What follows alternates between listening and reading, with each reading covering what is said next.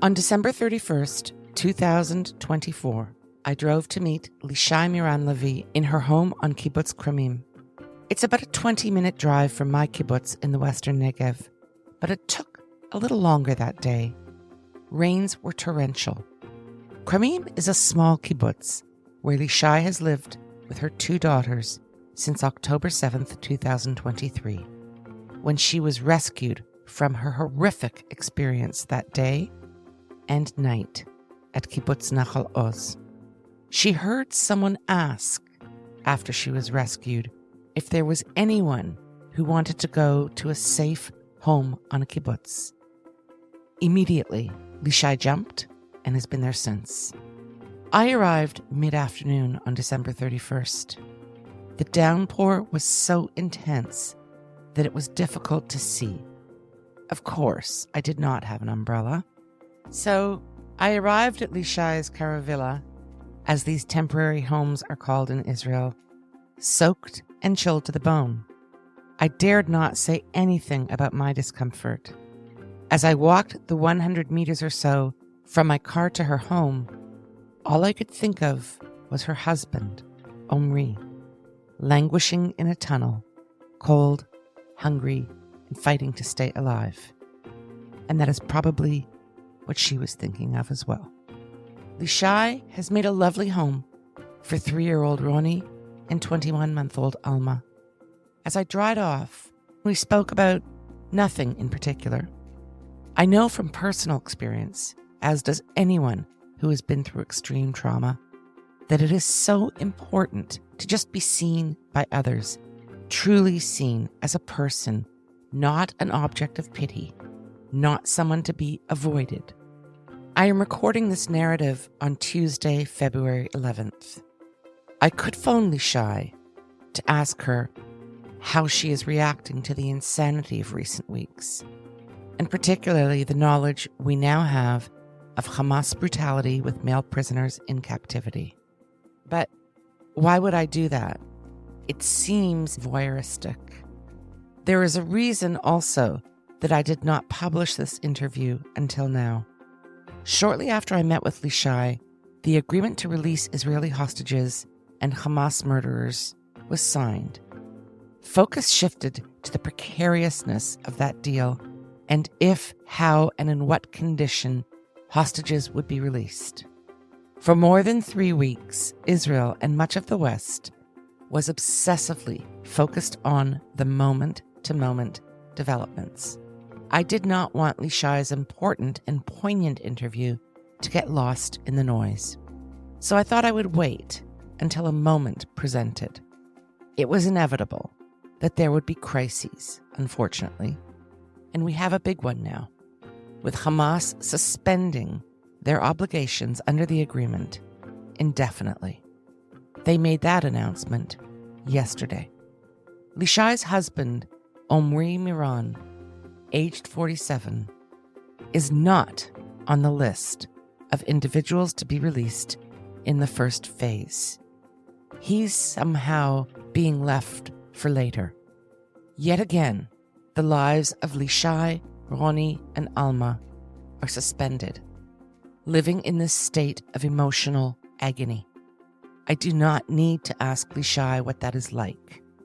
Imagine, and then know that it is 1,000,000 times worse than you think. This is the story of one family, Lishay Miran-Lavi, her husband Omri Miran, and their 2 little girls, Roni and Alma. It is a story of unimaginable horror, terror, and courage, and it never ends. I decided to do this interview in Hebrew as Lishay and I sat drinking tea in her home, and I warmed up. Her English is excellent, but Hebrew is her first language, and we all revert to our emotional language when in times of crisis.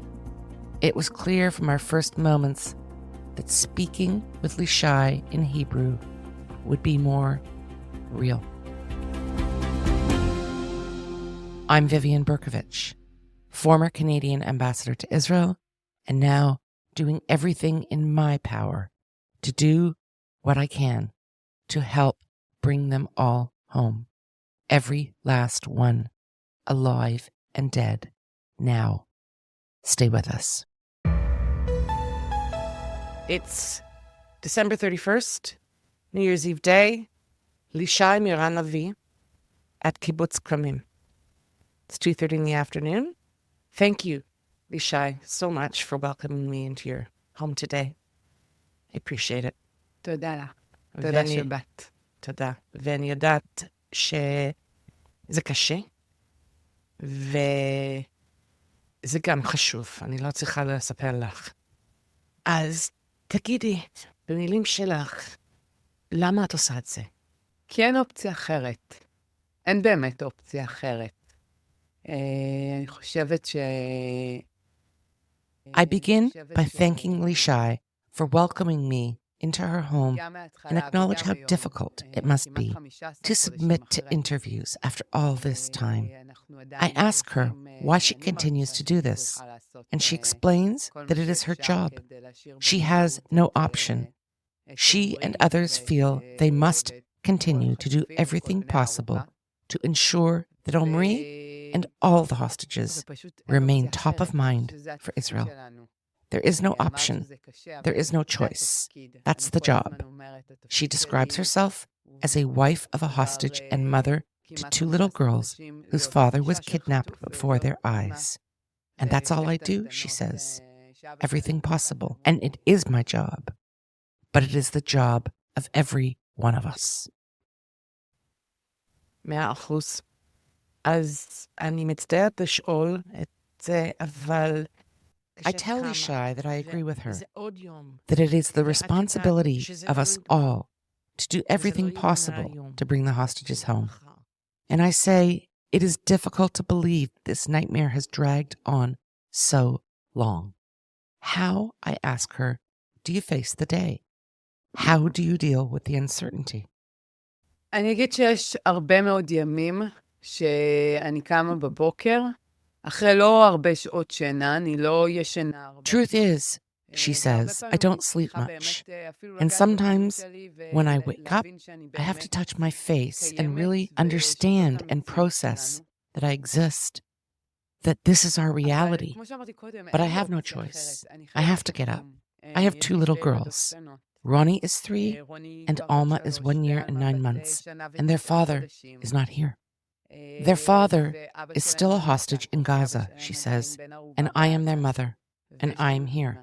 I have to get up and be with them. Get them ready for a day at nursery school, which is called Gan in Israel. Every day brings something new. Every day is amorphous, she says. Some days I can wake up to nothing and expect to be at home, and suddenly something happens. It changes a lot. We are always ready to respond to anything on a moment's notice.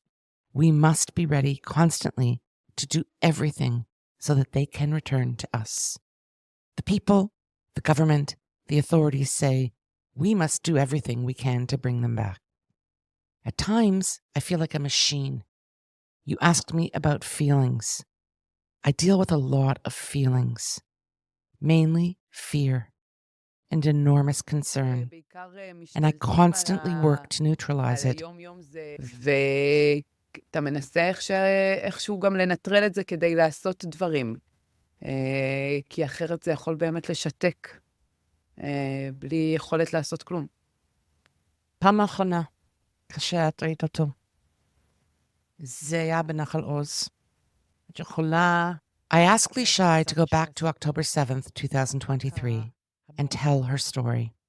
I do not do this lightly, because her October 7th was, like that day in the lives of so many, straight out of a horror film, and it never ends.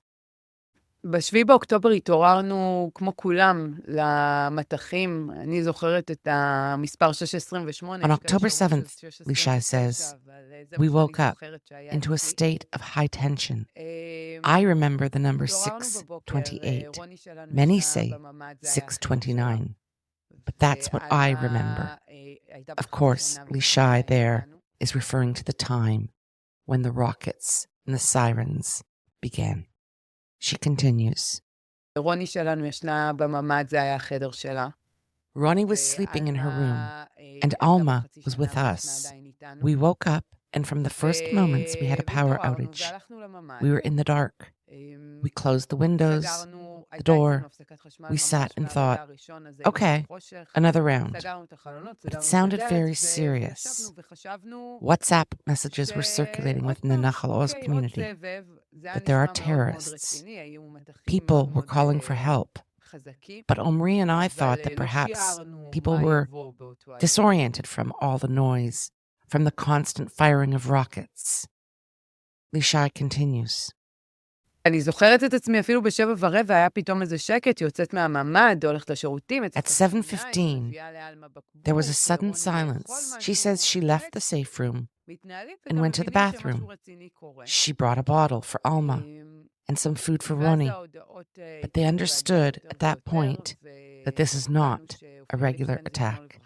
Something serious was going on. As time passed, more and more messages came in. They began to hear gunfire very close to their home at around 9:45 a.m. It had been quiet in the immediate vicinity of their home until that time, aside from the hammering of rockets. They realized at that point that they had to be very, very quiet. Roni somehow fell asleep. Alma was resting on Lishay. Omri left the safe room and came back with knives, and he told Lishay that there were many, many terrorists.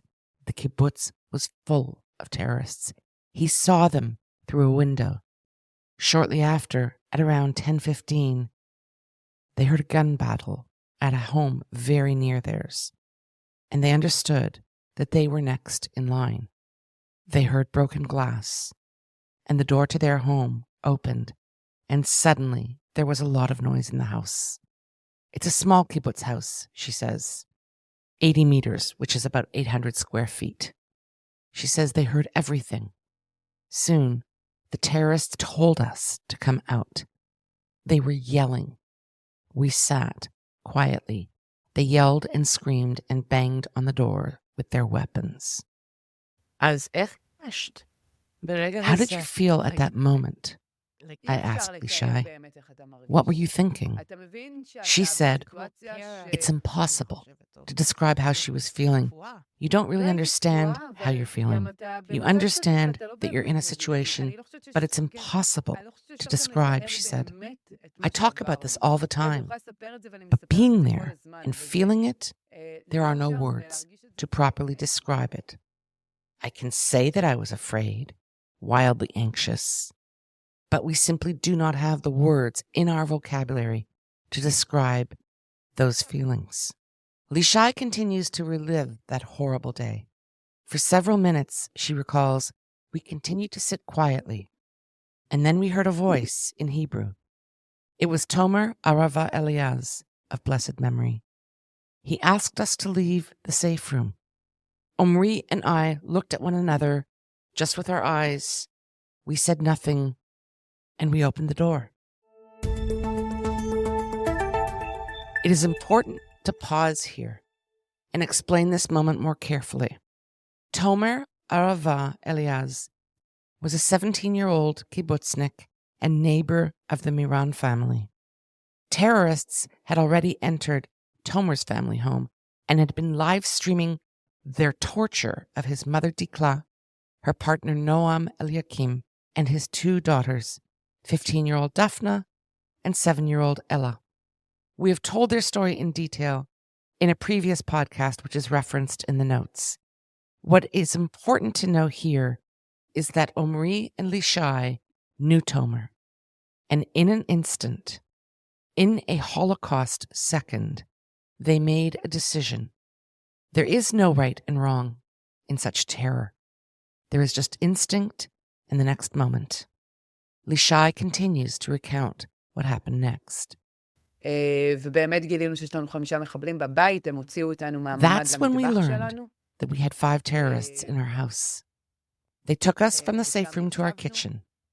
We sat down. They searched the house for weapons. We had none. They were sure we had weapons. They hit Omri on the neck, the head. They hit me on the back. After a few minutes of chaos, we realized that Roni was alone in the safe room. Omri begged for his life. Alma was crying on me. Our dog, Mojo, was barking, so they threw him outside.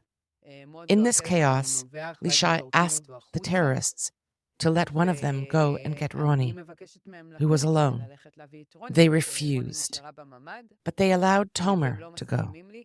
And so 2-year-old Roni awakened in the hands of someone she really did not know, Tomer, and comes out to see her mother with a gun pointed at her back and her father with guns pointed at his head.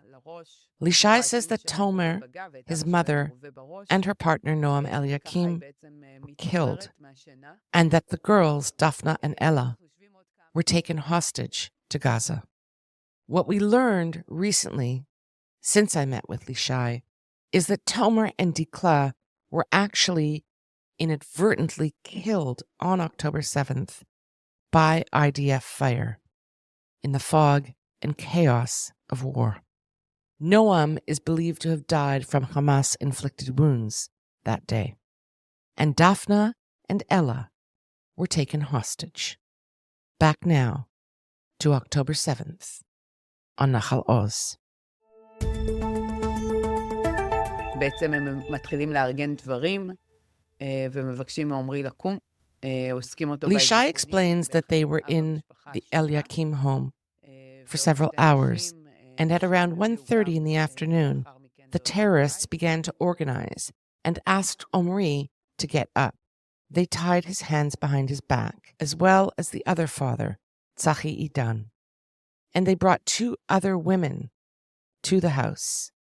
The 4 of them were taken together. The women to whom Lishay refers were American-Israeli Judith Ra'anan and her 17-year-old daughter, Natalie.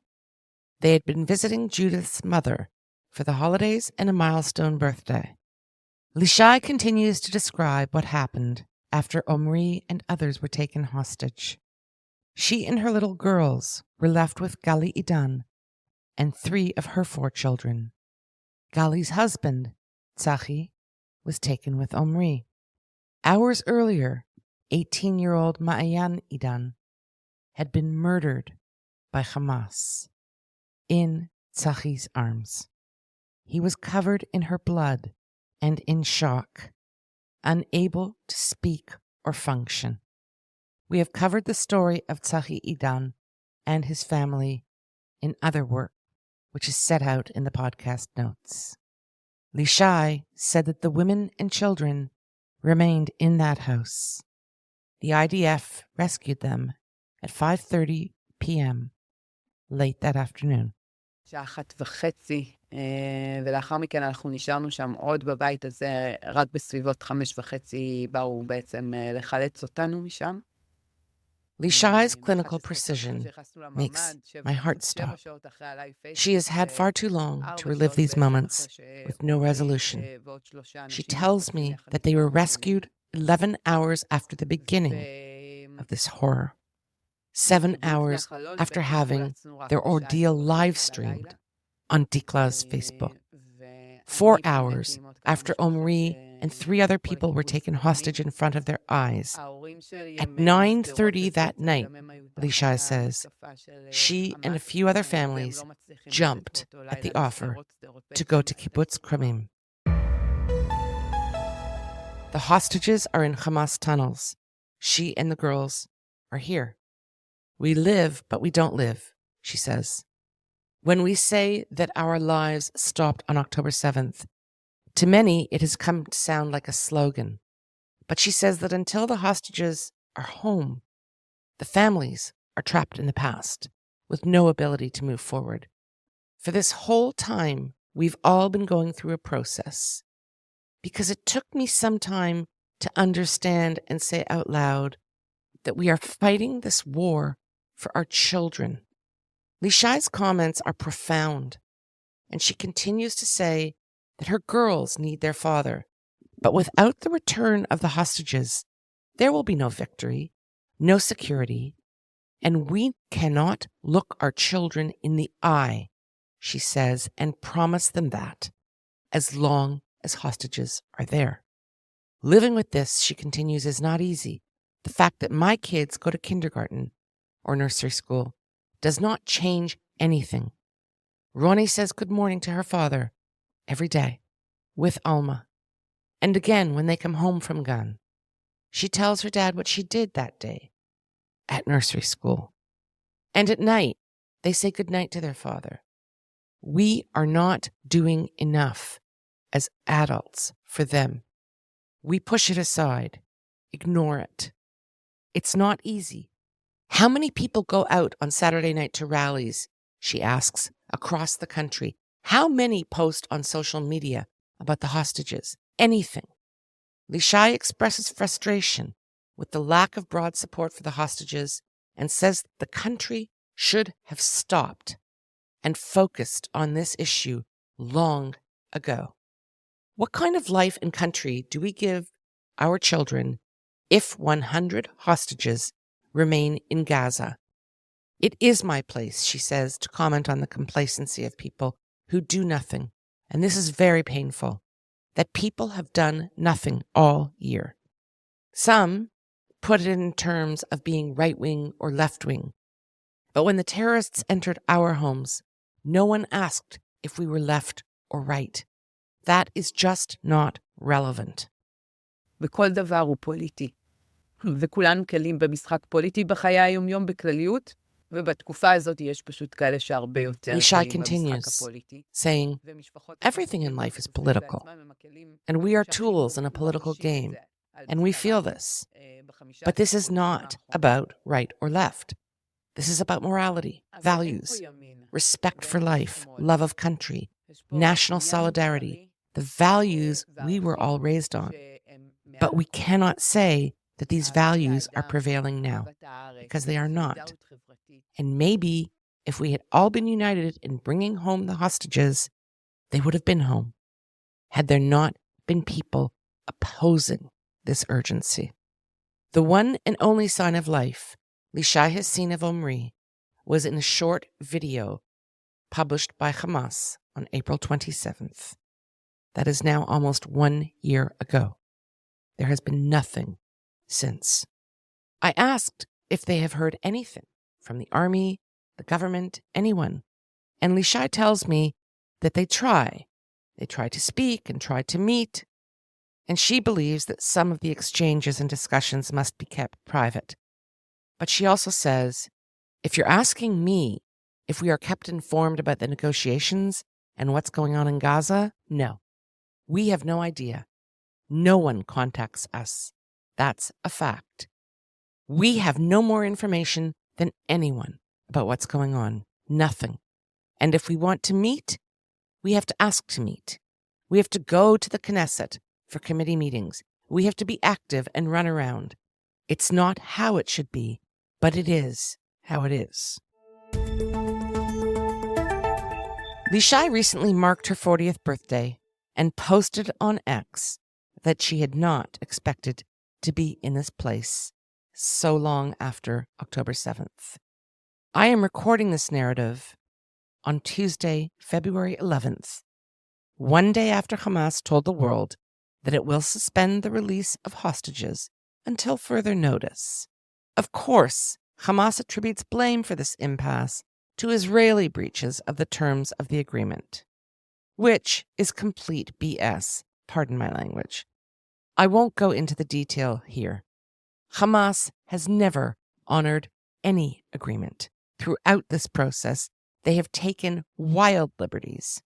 What really happened, in my opinion, is this.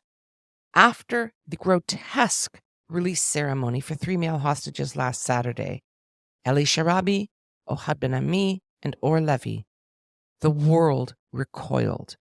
These men had been starved and tortured. It was clear. You could see it. They were abused physically and psychologically to their final moments in the hands of the Hamas savages. and we have since learned more about the way in which male hostages have been abused. They have almost all been kept in tunnels for 16 months. They are chained to walls, bound, often gagged, strangled and revived, hung for hours by their feet and beaten. That is standard Hamas treatment. They have been burned and branded. They receive almost no food and very little water. They are often forced to lie and sit in their urine and waste. Showers are allowed once every few months, if at all. Wounds are untreated. Hamas presented themselves as humanitarians. They paraded cadaverous men, manhandled them roughly, forced them to thank their savage captors for the kind treatment they had received, and much of the civilized world only saw horror. That is why Hamas has suspended their compliance with the deal. Their propaganda backfired. In a press conference in the Oval Office on Tuesday, President Trump made the following comments. This is a longish extract from an even longer meeting he hosted with the press. But what the president says is very, very important. I think it's terrible. Look, I looked at the hostages that came in, and they're emaciated. It looked like something out of the 1930s. It's an absolute disgrace. And I think they saw the way the world viewed it, and they're looking for a reason not to send more because they're all. You take a look at that. It looked like it was a concentration camp, which essentially it was. It looks like they came out of the Holocaust. And what a sad thing. One of them was a young man, good-looking guy, a little bit heavier than perhaps he could have been, and now he looks like he's not even recognizable. Not even recognizable. Look, I can tell you that those people have been badly hurt, both mentally and physically. I'm talking about the young women that came out also previously. And I think one of the reasons they're doing this is because they're probably sending the best. What you see is probably the best because they want to send people that look at least healthy. And that's not healthy. These people have been badly hurt. They've been interviewed by our representatives. They've been interviewed by Israeli representatives. And they're really hurting. They are really hurting, mentally and physically. And I think Hamas is looking at that and saying, well, it's not going to get much better than that because they probably send out their best as a representative, and they've got more to send out, and they probably feel that they can't do that because it's not going to make them look very good. Is the ceasefire delay that, sir? Should the ceasefire then be off? Well, I would say this, and I'm going to let that because that's Israel's decision, but as far as I'm concerned, if all of the hostages aren't returned by Saturday at 12 o'clock, I think it's an appropriate time. I would say cancel it and all bets are off and let hell break out. I'd say they ought to be returned by 12 o'clock on Saturday, and if they're not returned, all of them, not in drips and drabs, not 2 and 1 and 3 and 4 and 2, Saturday at 12 o'clock, and after that, I would say all hell is going to break out. And I don't think they're going to do it. I think a lot of them are dead. I think a lot of the hostages are dead. I think it's a great human tragedy what's happened, how people can be that mean to do. I mean, the one guy was laughing when a hostage, he thought his family was alive, found out the family was dead, and his captor, so to speak, started laughing because he thought it was so funny. You know, this is a different group of people. No, I would say Saturday at 12, we want them all back. In recent days, we have received information regarding some of the hostages still held captive. Among them, Omri Miran. The recently released men have told of the brutality, and also confirmed that at least 7 male hostages were alive recently. But in light of the condition of those released last Saturday, those remaining clearly do not have much time. When will the world see and understand that Hamas is ISIS? They just seem more sophisticated because they are awash in Qatari money and resources that support their communications offensive and lies. Every single person listening to this has freedom and a voice. Please, please, use them.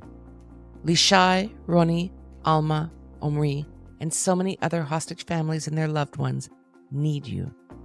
Now, not tomorrow. This is not just about Jews.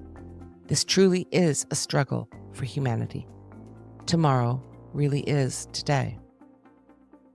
When I drove home from my visit with Lishay, the sun came out, and yes, a magnificent rainbow too. I sent a photo to Lishay. I mean, maybe the universe was paying attention.